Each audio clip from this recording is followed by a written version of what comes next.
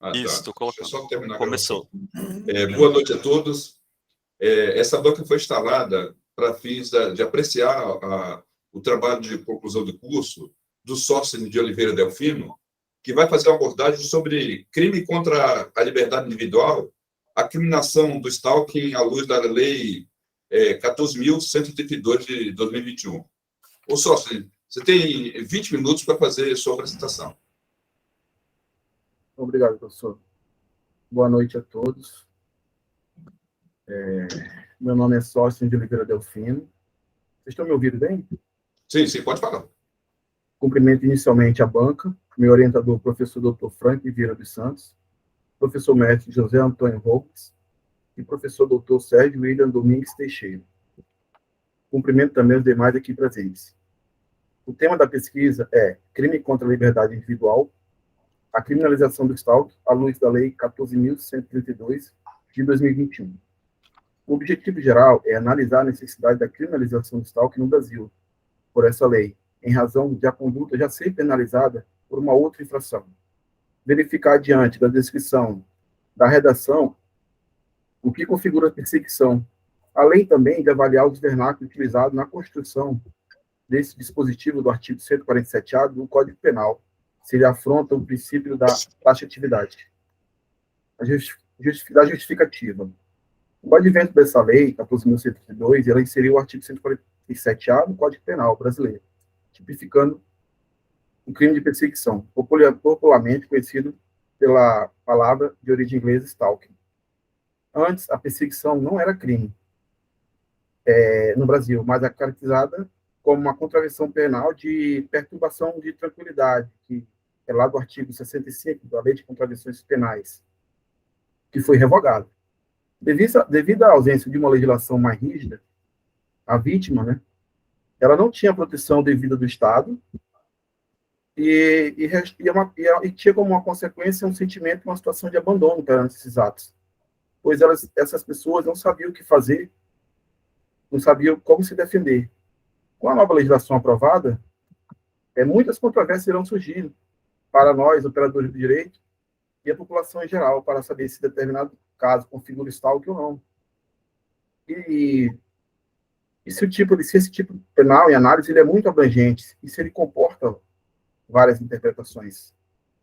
Portanto, o trabalho é necessário.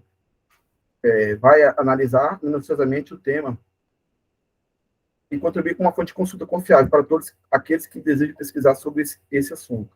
A metodologia foi a pesquisa bibliográfica. A problemática é qual a importância da criação de mais um tipo penal no Brasil, já que a conduta de perseguir tinha enquadramento em outra infração penal. E o que configura o crime de stalking?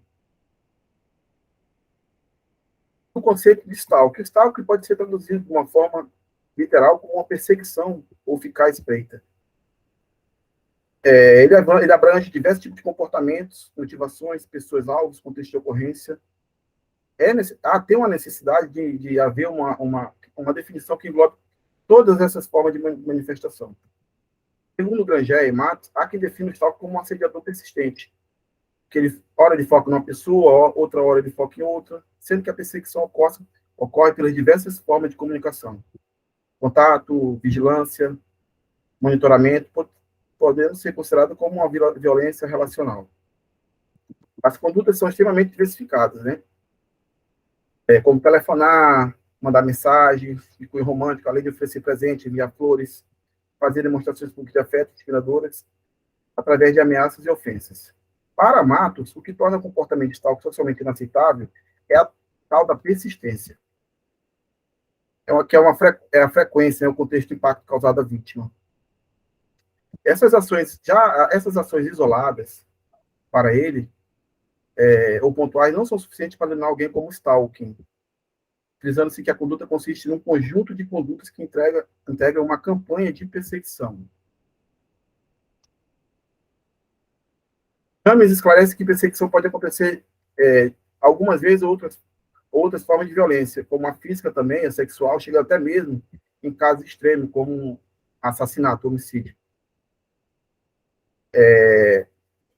De acordo com o Kupet, é necessário que esse comportamento cause medo na vítima, que gera que são considerados ameaçadores. Por fim, o stalking é considerado crime em vários países, né? Porém, a delimitação das condutas sempre foi um desafio para os desenvolvedores, que podem facilmente incorrer em erro e criar um tipo penal demasiadamente abrangente, que viola os princípios constitucionais. Por outro lado, também, se for limitado apenas a determinadas condutas, ignorando a natureza do complexo fenômeno, e ser ineficaz na proteção, vai ser ineficaz na proteção dos bens constitucionalmente tutelados. O stalking que surgiu é muito antigo, né? Sendo objeto de mito, romances e cinema. Ele foi criado em 1980 para descrever uma perseguição obsessiva a celebridades, e foi criminalizado nos Estados Unidos em 1990, né? Lá na Califórnia. O motivo foi devido à morte de uma celebridade, que foi assassinada por um perseguidor. Essa celebridade, a Rebecca Schaeffer, ela se queixou de perseguições, contudo, não foi tomada nenhuma atitude, e depois ela acabou sendo assassinada. E aí, por isso, em 1990, foi criada a lei anti-stalking nos Estados Unidos. Após isso, outros países também resolveram criar essa legislação, né? Como Canadá, Alemanha e Portugal. É comum que o stalking sofre de perturbações mentais, né? Vamos tratar aqui do estudo da psicopatologia do stalking. Pode sofrer perturbações mentais, como esquizofrenia, depressão e transtornos de personalidade para quem não apresenta doença mental. O stalker, ele tem, segundo Maulen, ele tem um desejo de exercer poder sobre a vítima e realizar seus desejos, exigindo dela um tempo integral. Para a Mackenzie, ele informa que apresenta diversos déficits de habilidade, como autocontrole, contra a própria raiva, entre outros. A pesquisa sugere que, apesar de a maioria ter habilidades intelectuais não verbais, no caso do stalker, né, o perseguidor, no geral, suas habilidades verbais são fracas. Dessa forma, é necessário considerar isso durante as intervenções psicológicas. A ausência de empatia marca tais sujeitos, pois demonstram indiferença aos desejos ou medo das suas vítimas. Psicólogos e psiquiatras têm buscado sistematizar a tipologia de stalking. A classificação que eles mais utilizam seria a do Maulen. Existem perseguidores de ambos os sexos, né? De ambos os sexos. Pode ser masculino e feminino, mas conforme Ramalho e Macedo, os estudos que geralmente acontece mais perseguidora, mais em mulher do que em homem, né? O delinquente, o perseguidor. Mas, de acordo com a pesquisa que foi feita,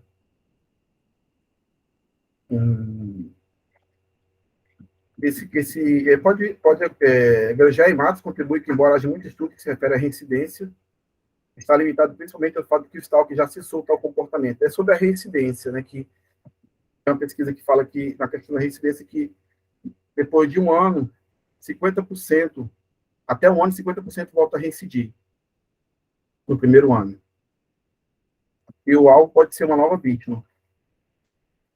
Então, mas é necessário aprofundar essas pesquisas, né? Apesar dessas nuances, pelo fato que não é fácil analisá-lo. Também é necessário fazer um tratamento psicológico, né? Não só aplicar a legislação. Esse tratamento psicológico deve considerar todo o contexto no qual a pessoa está inserida, além de considerar a capacidade cognitiva do predador. O stalking, da legislação de stalking pelo mundo, ela foi tipificada aí nos Estados Unidos, nos 50 estados norte-americanos. Quando é praticado de maneira interestadual, ele considera um crime federal. Já na Austrália, o crime de stalking conta previsão na seção 107 do Código Penal deles, fazendo parte dessa legislação dele desde 2006. Na Alemanha, o crime de stalking está tipificado no artigo 238 do Código Penal deles, lá de 2000, do alemão, desde 2007. A Bélgica também criminalizou o stalking em 1988, no seu artigo 442 do Código Penal, que prevê o crime de Belavinki, que é perseguição em holandês. Ainda outros países que possuem legislação de stalking, como mais assim, os maiores países, Reino Unido, Japão, Israel, República Polônia, República Tcheca, Suécia e Índia. Os projetos de lei de stalking no Brasil começou com uma proposta, teve uma proposta de um projeto de lei, um PL 441 de 2020, né? Foi inserido o crime de stalking, inseriu o Código Penal o crime de stalking. A proposta de análise na Câmara previu uma penalidade de 6 meses a 3 anos. Na pena base, né? No caso, 3 anos. Só que hoje, se vocês analisarem, o 57, a pena base, ele está em 2, a pena máxima. Mas lá no projeto inicial era 3. A proposta consistia na tipificação de atuação de forma intermitente e frequente na vida da pessoa, com o intuito de provar medo na vítima, né? Bem como prejudicar sua liberdade. A autora da proposta foi a deputada Elcione Barbalho, que teve em vista que, segundo essa parlamentar, a imensa maioria das vítimas de assédio que são mulheres, e a prática ocorre usualmente no contexto de uma prévia relação de intimidade. Então, aí, como foi falado anteriormente, né, antes do stalking ser tipificado em 147A, essa perseguição ela não constituía crime, mas uma contravenção penal de perturbação da tranquilidade, que previa uma prisão simples de 15 dias a 2 meses. Era possível também punir por outros tipos penais, como ameaça, né? Mas só que, de acordo com essa deputada, essa legislação ela não esgotava todas as possibilidades de assédio. Aí, então, portanto, foram vários projetos de lei, né? Foi apresentado outras propostas em 2019, elaborada pela senadora Leila Barros, que pretendia alterar o Código Penal, para tipificar como crime a prática de perseguir ou assediar outra pessoa de forma insistente, até por meio de redes sociais também. Portanto, foram criados vários projetos, né? Pois apesar de não serem únicas vítimas, as mulheres pois apesar de não serem as únicas vítimas, estas relacionadas à violência de gênero. Por isso que tem uma causa de aumento lá, majorante, para quando é praticado contra a mulher no contexto de violência de gênero. Então, análise, houve também a questão da tipificação da conduta, né, no artigo 147A, que ela punia os infratores de forma branda, antigamente. E análise jurídica do tipo penal, vou dar uma acelerada aqui para o tempo. O tipo penal, ele figura, a figura dos haters, quer dizer, são indivíduos que destilam ódio gratuito na internet. A gente vê muito hoje isso no dia a dia, né? Nas redes sociais. Isso aí, eles são chamados de haters, ele está também incluído nesse tipo penal. Mas ele só pode ser caracterizado essa perseguição se for de maneira de reiterada, né? Só duas condutas não é suficiente para configurar a perseguição, de acordo com o Código Penal, tem que ter uma reiteração maior. E, no caso, o stalker também, esse stalker, esse perseguidor virtual, ele pode ser chamado de cyberstalker, né? Ele utiliza da internet para propagar a perseguição reiterada. Aquela insistência amorosa não configura stalking. Então, esse delito de perseguição encontra-se na seção 1 do capítulo 6 do título do Código Penal. Ele tutela crimes contra a liberdade pessoal, tanto na natureza física quanto psíquica, além da integridade física da vítima. O objeto material é a própria vítima, que é o próprio sujeito passivo, pois se trata de crime comum, pode ser praticado por qualquer pessoa, né? Qualquer indivíduo pode ser também considerado sujeito ativo do delito de perseguição, independente do sexo. O elemento substitutivo é o dolo. O Estado ele pode figurar como sujeito passivo indireto. A tentativa é possível, apesar de ser difícil essa comprovação, essa configuração.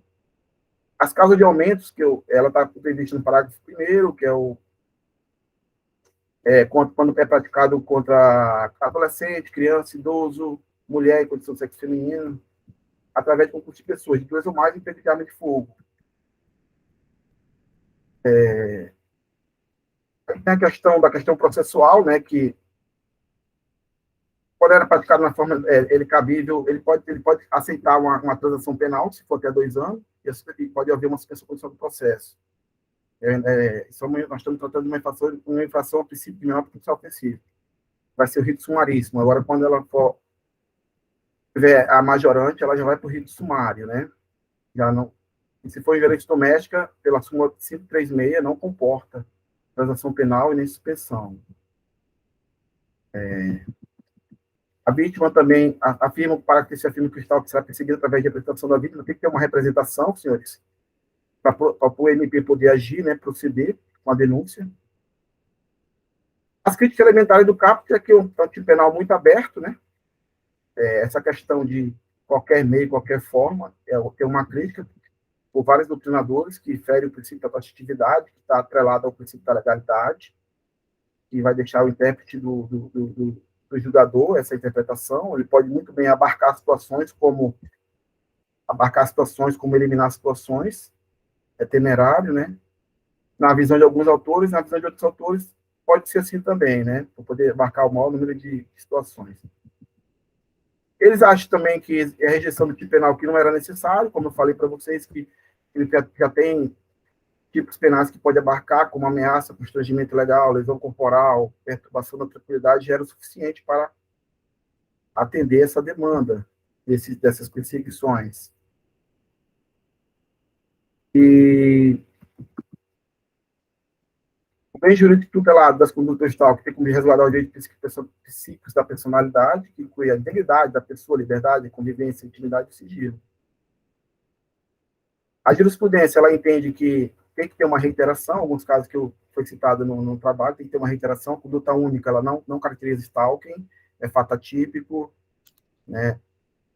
E aqueles casos que foram praticados antes do advento do artigo 147A, se foi conduta única, ele foi considerado como fato atípico. Se foi mais de uma conduta, de maneira reiterada, ele avançou para o stalking, mas aí foi aplicada a pena houve o princípio da ultratividade, foi aplicada a pena mais branda ao réu, da lei que foi revogada. Casos reais, foi estudado que algumas pessoas tinham dificuldade de registrar essas ocorrências, porque eles entendiam que não era um crime. Essa perseguição só não tinha como registrar. E aí teve essa dificuldade, muitas pessoas relataram isso. E quando registravam, demorava. E aí muitos processos foram até... acabou prescrevendo, né? Alguns dados em São Paulo e Santa Catarina aumentaram muito depois com a criação da lei, mais de 600 boletins em São Paulo, de stalking, mais de 800 em Santa Catarina, em determinado período. Aumentou muito depois que foi divulgado esse crime. Muita gente não sabia que isso era crime, outros tinham dúvidas se era ou se não era, achavam que isso era uma mera mensagem, isso não vai me prejudicar em nada. Mas aí, depois que foi divulgado, viu que estava represado, muita gente procurou a polícia para registrar. Então, existia uma demanda, né? Então, apesar da legislação ser ampla, da lei em questão, foi exatamente necessária, senhores, terem visto que não havia uma legislação própria para o caso. Assim, as vítimas não conseguiam sequer registrar uma ocorrência, como falei para vocês. Ademais, o direito penal tem legitimidade para atuar nesses casos, né?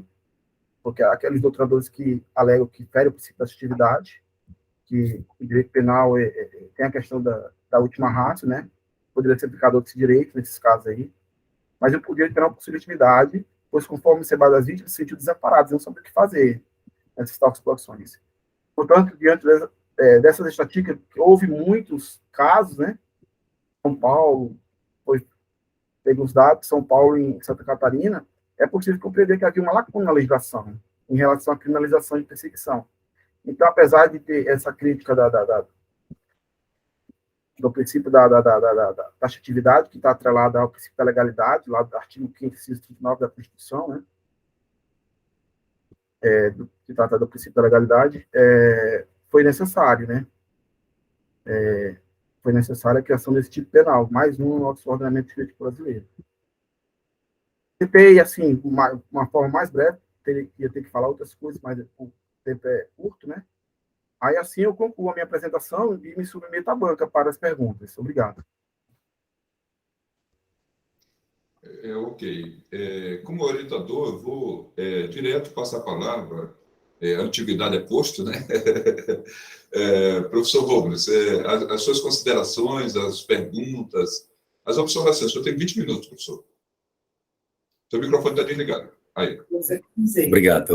Eu, inicialmente, quero agradecer meu amigo, que eu tenho muito carinho, muito respeito, muita admiração, o Dr. Franklin, que é o orientador do senhor Sósteres, nosso querido aluno. Cumprimentar o Dr. Franklin e dizer que é uma honra ladeá-lo nesse tipo de trabalho, não é? Eu conheço, eu sei o tanto que o Dr. Franklin lutou para chegar onde chegou. Eu sou testemunha, sei tanto que ele é perseverante, ele é uma pessoa que tem a vida voltada para os estudos. E o doutor Sérgio, pessoa voltada para os estudos, uma pessoa que a gente tem maior orgulho de tê-lo como magistrado em Rondônia, altamente competente e trabalhador. Na verdade, eu não defino o Dr. Frank como trabalhador, eu defino o Dr. Frank como servidor. Por que servidor? Porque ele vai para casa com a sensação de dever cumprido todos os dias, porque ele serve, que é diferente de trabalhar. Trabalhar aí no fórum e cumprir lá o seu horário, faz as suas atividades judicantes, vai embora. Agora, aquele que serve, ele vai para casa com a sensação de dever cumprido. É isso que o Dr. Franklin faz, e eu sou testemunha dele, porque eu vi ele bem jovenzinho, né? Eu conheço bem jovenzinho, desde 1998, né? Revelando idade aí, 98, aí, quando era funcionário ainda da Justiça Estadual. E agora já magistrado, daqui a pouco desembargador. Cumprimento meu querido e estimado amigo também, Dr. Sérgio William, faz parte da banca, pessoa que eu tenho assim uma admiração elevada, uma pessoa maravilhosa, uma pessoa que eu tenho assim um carinho. São os dois, né? Eu ficaria aqui a noite inteira falando de vocês dois, porque eu gosto demais de vocês.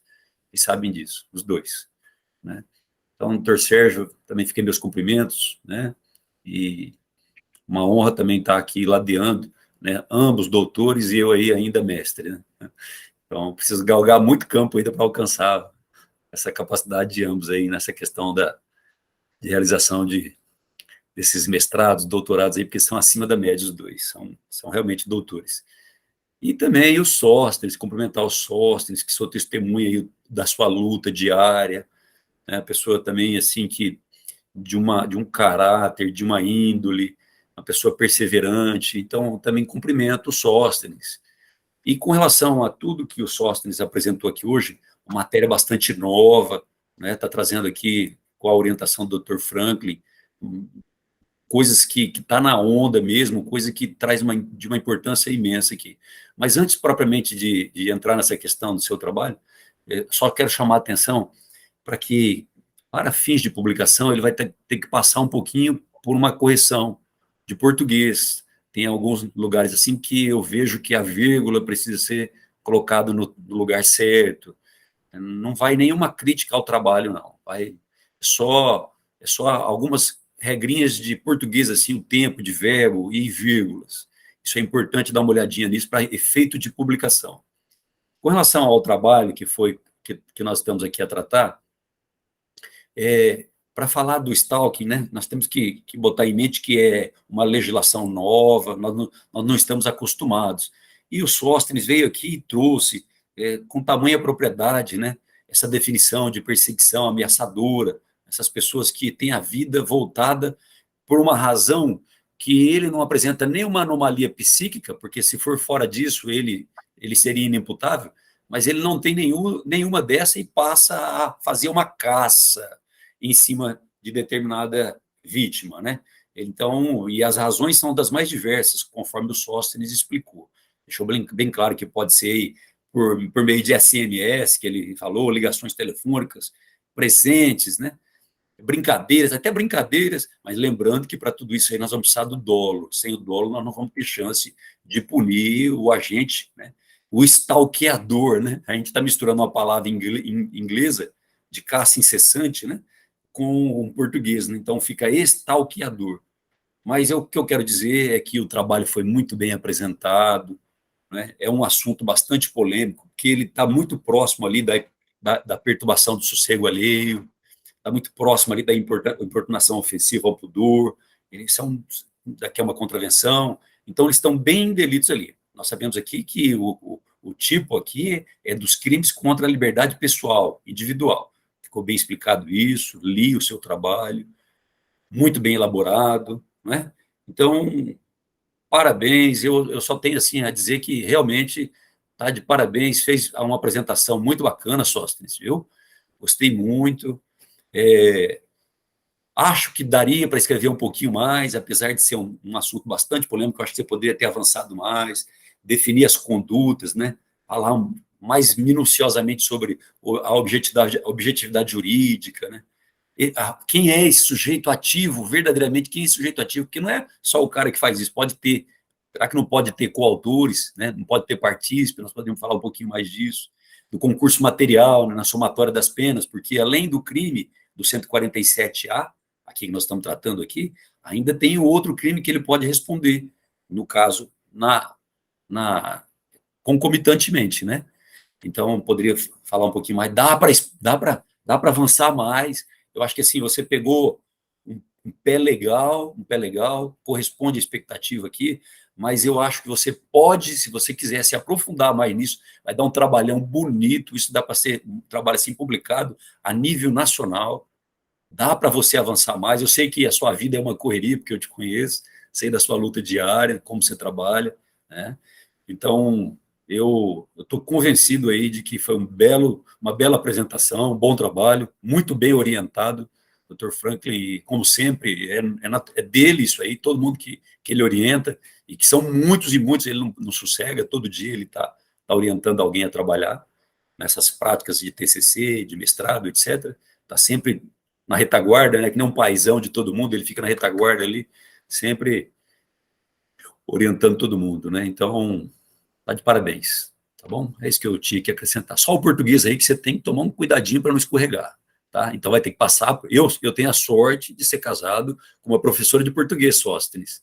Então, assim, tudo ela olha para mim, ela me corrige o tempo todo. Então, só vai umas vírgulas aí no local certinho, principalmente na parte de resumo. Se você pegar o resumo ali, logo no começo, resumo, você vai ver que tem uns lugares ali que a vírgula está no tempo errado, está no lugar errado ali. Só corrigir essas coisinhas assim. No mais, perfeito. Certo. Eu tinha até conversado com o sócio sobre isso, que eu digo ao sócio, essa praia aqui eu não conheço. Alguma coisa eu percebi, né? Eu digo, olha, pede para alguém que manja de metodologia e de gramática para fazer uma correção, né? Agora, quanto ao aprofundamento, Eduardo, assim, a responsabilidade é minha, porque ele queria aprofundar mais, e eu falei para ele, sócio, esse trabalho dá para você fazer uma dissertação no nível acima, né? Então, segura um pouco, não aprofunda mais, né? Porque é um trabalho bacana, dá para fazer uma dissertação de mestrado, né? Que ele tem pretensão de entrar na academia, eu digo, segura. Ele querendo falar sobre um monte de coisa, eu digo, calma, segura, né? Então, o aprofundamento foi eu que dei uma segurada, né? Mas só, faz um comentário aí sobre a palavra de Maradosso. Obrigado, doutor Robles. Fico agradecido. Eu vou seguir as orientações do senhor, né? Fico feliz com essas orientações. Antes de enviar para a escola, eu vou fazer essas correções, né? Para enviar a versão final, que a gente não enviou ainda. Mas agradeço por o senhor estar participando da banca. E o senhor também serve como exemplo para mim, né? O senhor foi meu professor também, né? Nesse curso da EDCM, né? Fico feliz pelas orientações. E por o senhor estar aqui participando dessa banca também. Muito obrigado. Obrigado. Ok, vamos passar a palavra agora ao professor Dr. Sérgio William. Sérgio, tem 20 minutos, até 20 minutos para fazer observações, perguntas. Está contigo. Bom, muito obrigado. Em primeiro lugar, né, é uma honra poder participar dessa banca. Agradeço ao convite do professor Franklin, honroso convite, e registrar, né, a satisfação de poder compor essa banca de avaliação de um curso de pós-graduação, junto com o professor mestre desembargador Robles, né, amigo de longa data, nosso craque de futebol, e também se mostrando, né, craque agora no mundo acadêmico. Então, é sempre um prazer encontrar com ele e experimentar, né, a visão, o conhecimento, a experiência que ele tem. Isso sempre é enriquecedor. O professor Franklin, ele, né, nós nos conhecemos desde jovens, muito antes da magistratura, né? Fomos contemporâneos de bola aqui em Rondônia. Ele, né, era craque do handebol, eu não era dessa área, era de outro, do basquete, mas sempre estávamos juntos, né? Depois tive também o prazer de encontrar com ele no curso de Educação Física, onde ele foi meu aluno, e depois no curso de Direito também. Então, nossa vivência é longa, eu acompanhei toda a evolução e sucesso do Franklin, que também me deixa muito satisfeito e orgulhoso de ver, né, as conquistas que ele teve, o desempenho na carreira de professor, de policial e agora de magistrado. Então, registrar aqui meu orgulho e minha satisfação de poder, hoje, né, fazer parte de uma banca junto com essas duas figuras que são muito importantes na magistratura e na escola da magistratura também. Eu tenho, viu só, assim, registrar aqui, primeiro, elogiar o seu trabalho, tá? Eu achei que tá um trabalho muito bom. Evidentemente, é um tema novo, um tema perigoso, porque como é um tema novo, eu mesmo tenho várias dúvidas, que se eu colocar para você, eu vou até perguntar essas minhas dúvidas, mas fique tranquilo, porque ninguém tem certeza sobre nada ainda, né? Vai ser preciso aí os tribunais se debruçarem sobre temas, debater, para você chegar a uma conclusão mais sólida e serena sobre esses temas. Então, daí a importância do seu trabalho também. Como tem muito pouca coisa escrita sobre esse tema, ele assume uma relevância muito grande. Então, parabenizá-lo pela coragem, né? E, evidentemente, também pela orientação que recebeu. A gente vê, assim, vários pontos que você falou coisas muito importantes aqui, já descreveu coisas muito importantes. Primeiro, né, eu vou destacar o que você apontou como relevante, e eu acho também que é de extrema significância, a questão da possível ofensa ao princípio da taxatividade, né? Qualquer meio, qualquer modo, isso leva, né, a uma amplitude muito perigosa para o direito penal, porque você acaba podendo encaixar nesse tipo de conduta criminosa situações que são muito variáveis e até de amplitude muito grande, de grau de lesividade muito diferente. Então, acho que você colocou muito certo essa questão de possível ofensa ao princípio da taxatividade e, evidentemente, eu acho que é um tipo penal mal escrito, tá? Mas nós não tínhamos nada, né? Nós tínhamos, na verdade, uma contravenção penal de perturbação da tranquilidade, uma pena absolutamente insignificante, 15 dias a 2 meses, e um mundo que evoluiu muito, né? Nós tivemos aí uma mudança drástica nos meios de comunicação, nos modos de comportamento, e a questão da perseguição, ela tomou um vulto muito perigoso. Nós tivemos casos de pessoas que foram assassinadas, de perseguição persistente, que levou a intranquilidade e insegurança muito grande de algumas pessoas. Então, era necessário, né, a vinda de um tipo penal para o Brasil que deixasse de ser uma mera contravenção e passasse a ser um tipo penal realmente para tratar desse tema. E aí veio, né, o stalking do direito norte-americano, que acabou, né, aterrissando em solo brasileiro. Mas até a própria nomenclatura de perseguição, de stalking, fica difícil, né? A ideia hoje de perseguição persistente. E aí já vem minha primeira pergunta, né? Porque você fala em perseguição persistente, o que é persistente? O que você, no seu trabalho, conseguiu concluir que se torna persistente? Porque tem um detalhe do tipo penal, ele fala de reiterado, né? Reiterado é repetido. Então, 2 vezes já vai configurar o crime de stalker, de perseguição, ou precisa de mais reiteração? E eu chamo a atenção porque tem uma divergência já existente na doutrina, né? Ele equivale a um crime habitual ou não? Se for um crime habitual, vai exigir, pela habitualidade, pela doutrina, pelo menos 3 vezes repetida. Eu sinceramente não sei se são 2 ou se são 3. Mas você chegou a alguma coisa nesse seu estudo? Esse estudo está colocado professor Sérgio, que só 2 não é o suficiente, né? Não caracteriza essa reiteração. Ele fala em crime único, né? Uma vez só. Mas onde é que fala que 2 vezes não configura? Você pegou algum julgado nesse sentido? Não peguei. Não, é o crime único. Os julgados que eu peguei foi que, tipo, tem um julgado lá que o rapaz mandou mensagem para a mulher lá, com essa perseguição persistente, era um ex-companheiro dela, um ex-namorado, mandou mais de 230 mensagens para ela. Ele falou que que o objetivo dele era mandar 2.100 mensagens. Né? Então, aí você vê que tem uma reiteração, né?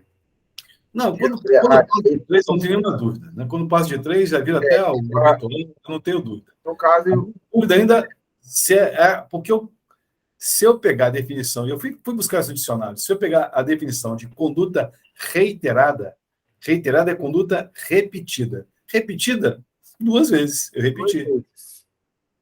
Isso.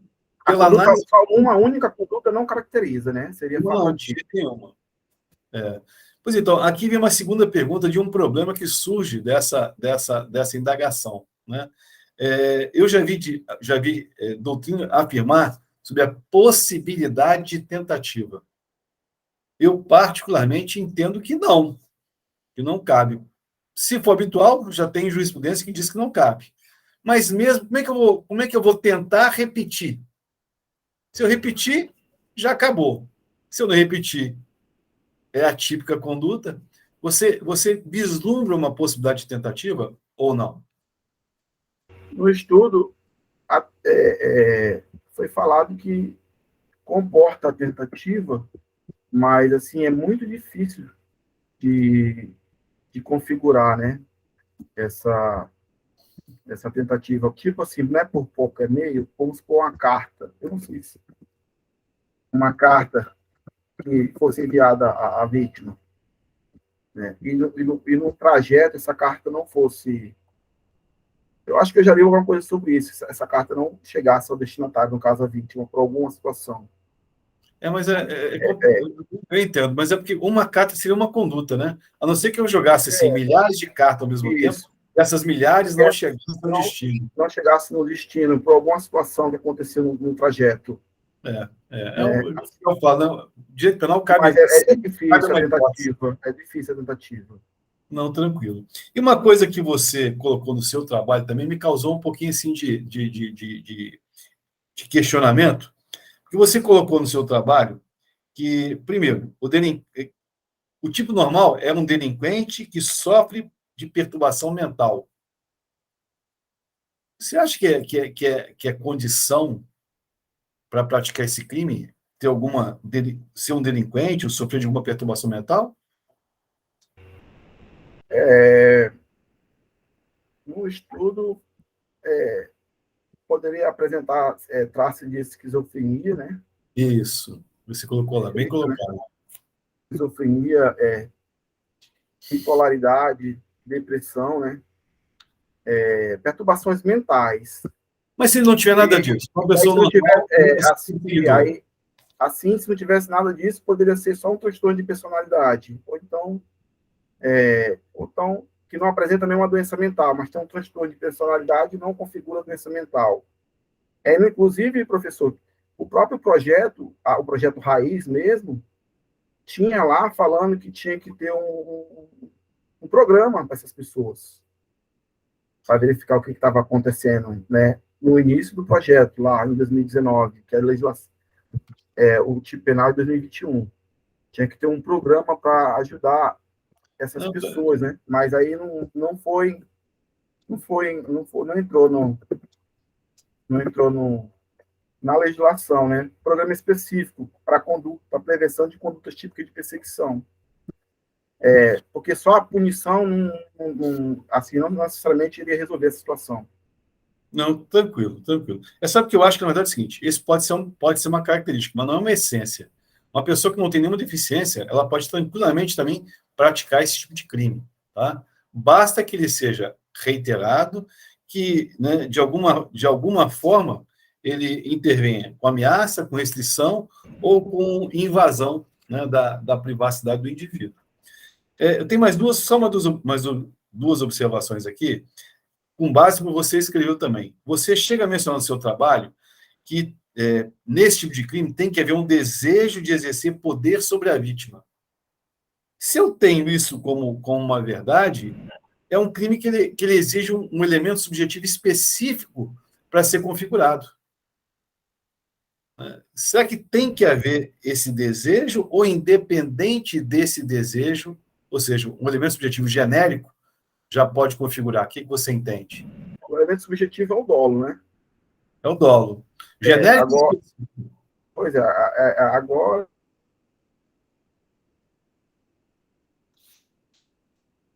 Sumiu o microfone.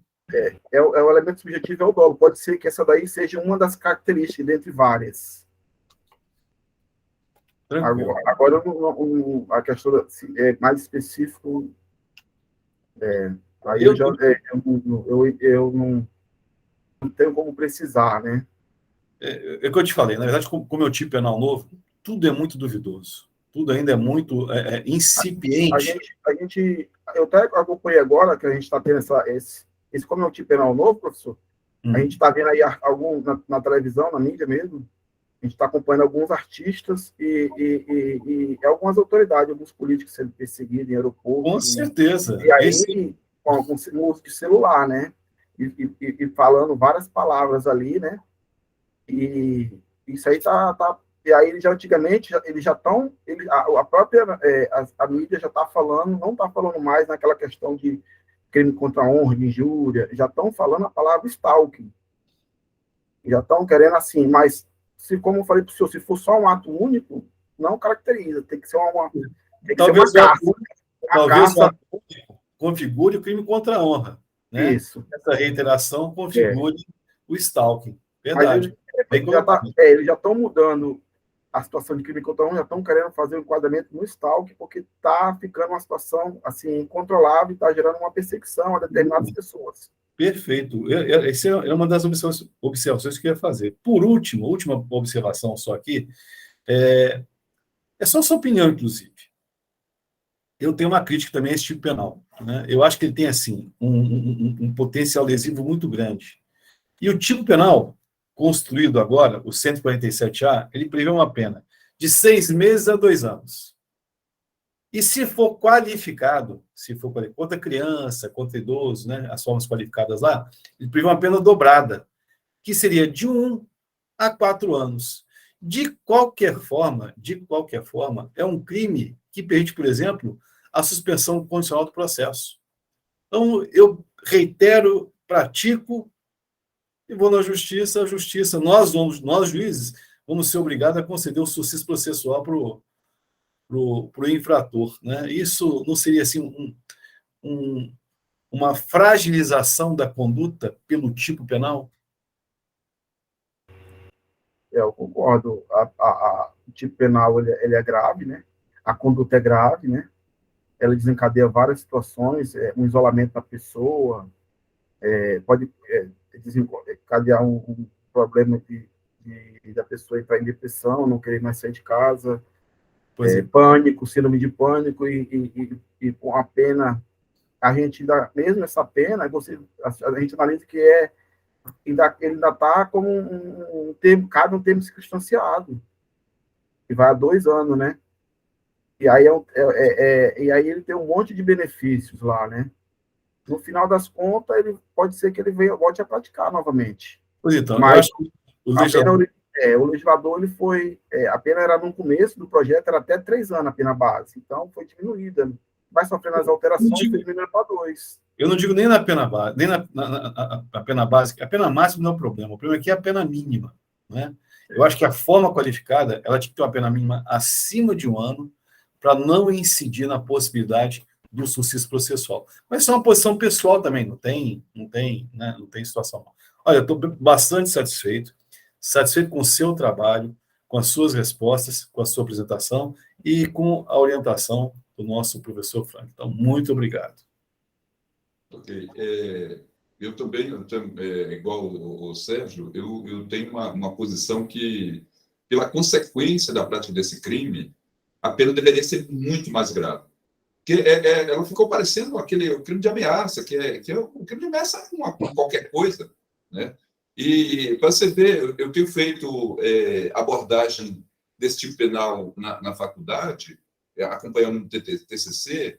Tem uma menina que se separou de um companheiro, e o cara está perseguindo ela, o cara cria perfis com o nome dela, coloca fotos íntimas, e para você ver o tamanho da agressão, a menina saiu do emprego, tá morrendo de medo, né? E colocou a polícia, né? Tudo, né?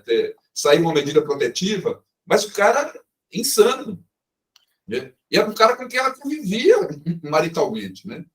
E uma outra situação também que me foi trazida num grupo social de WhatsApp, num grupo, uma das mulheres achou que a outra estava paquerando o marido e começou a colocar um monte de coisas no grupo. Sabe? E as pessoas fazem isso sem noção de que isso é uma conduta criminosa. Tá? Então, realmente, demorou a chegar. Né? É claro que nós precisamos... Eu acho que o tempo, Sérgio, é porque o crime está novo, né? O tempo vai levar a essa realidade e é preciso uma especificação maior, porque o prejuízo é muito grande. E, principalmente, os homens também, né? Mas as mulheres estão sendo vítimas desse... Tanto com o autor homem quanto o autor mulher, está sendo muito frequente, né? Então, realmente, é preciso. Só que eu tinha uma pergunta só para te fazer, Sócio. Por que tu escolheu esse tema? Tem 1 milhão de temas para você escolher no TCC. Por que tu escolheu esse, especificamente? Eu escolhi, assim, tentar pegar eu gosto muito do direito penal, né? Eu amo de paixão o direito penal, e aí eu vi que saiu, que tinha saiu esse tipo penal novo, né? Estava para sair, tinha saído, e aí eu achei interessante, fui ler sobre ele, né? E aí acabei gostando, e fui pesquisando mais, aí resolvi falar sobre ele. Assim, e é isso, porque é uma coisa que a gente está debatendo aqui, mas ainda tem muitas dúvidas, né?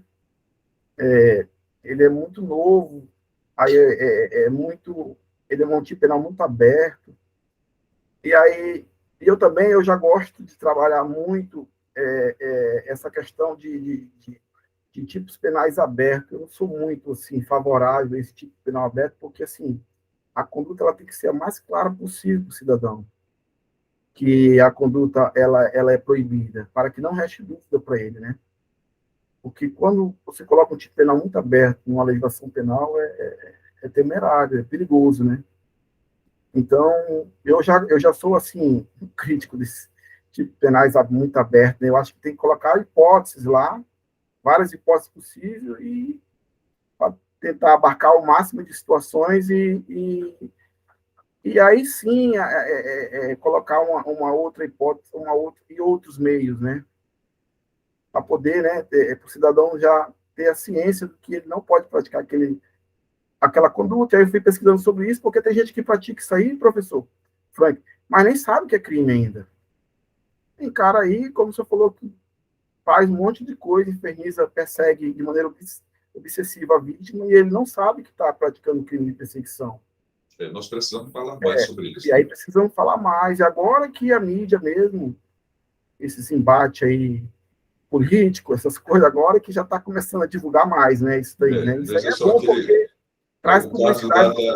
O caso da mulher que está perseguindo a outra, que ela acha que tem direito, porque ela acha que a outra está paquerando o marido dela, então ela tem direito de persegui-la.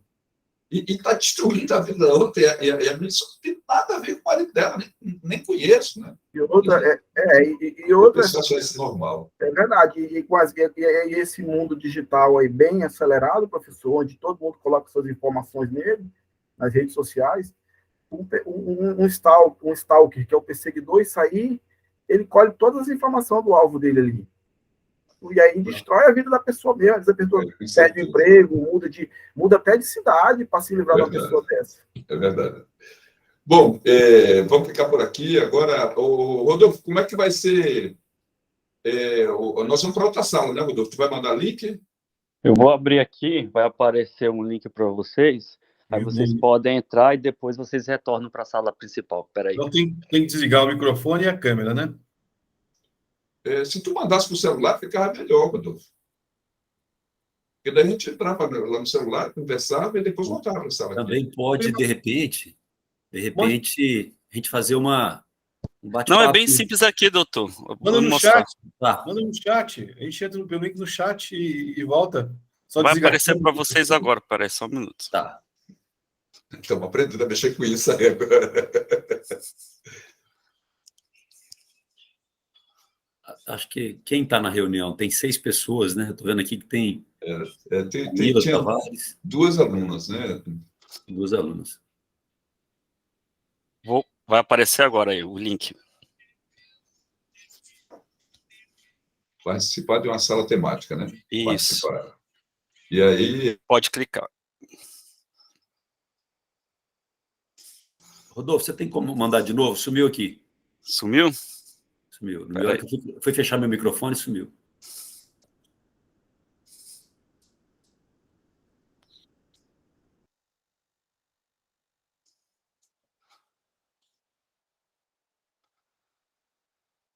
Oi?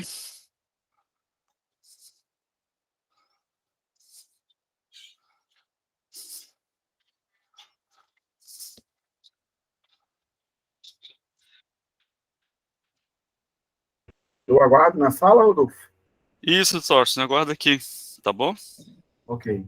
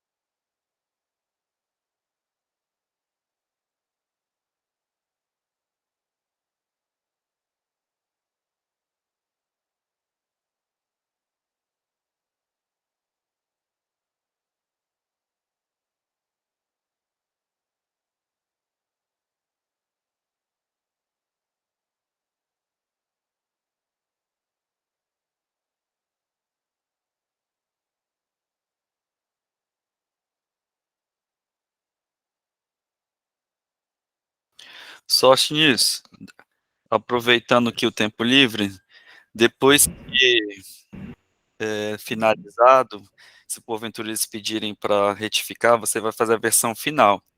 Aí você vai ver lá no cronograma que eu te mandei, no roteirinho, tem um e-mail. Aí você vai mandar essa versão final para esse e-mail, tá? Ele vai te dar um ok, aí depois ela vai te pedir um termo de disponibilização de publicação, aí ela vai te encaminhar para a biblioteca, mas eu já vou te encaminhar esse termo que vai ser naquele momento, tá bom? Bom, Aguardar o retorno do desembargador Rubens, do professor Sérgio. Aí.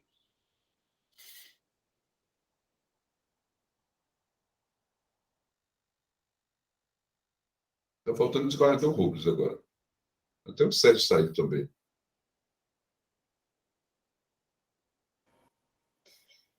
Tá aí.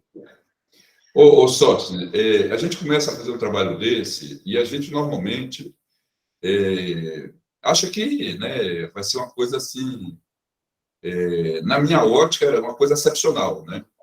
Mas, infelizmente, a gente tem assim, alguns critérios mais duros, né? E não chegou ao ponto que nós achávamos, né? Eu, em princípio, achava que seria, né? E aí, infelizmente, bicho, tem que te falar, a tua nota foi 9,5, tá?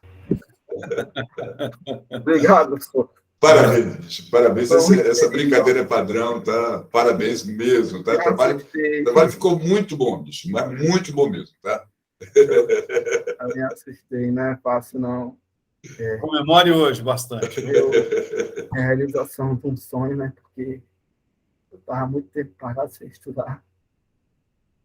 Aí resolvi fazer direito, né? Aí a escola Mineirão deu essa oportunidade aí para a gente na sociedade. E aí eu resolvi me inscrever, fui avançando, não é fácil. Vocês viram lá a reclamação da gente, aluno, muita aula, que não quer ter aula no sábado, né?